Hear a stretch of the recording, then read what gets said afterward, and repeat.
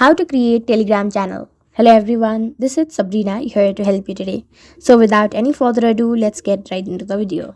So first, launch your Telegram application.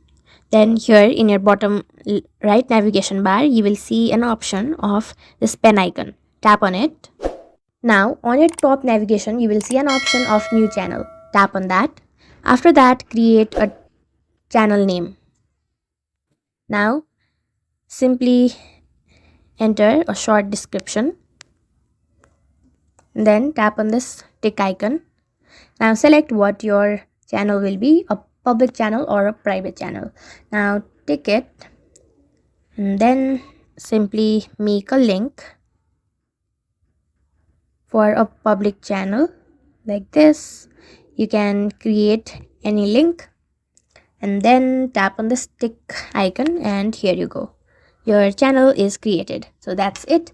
Thank you for watching this video. Make sure to like, share and subscribe to our YouTube channel. If you got any questions, comment them down and I'll catch you in the next one.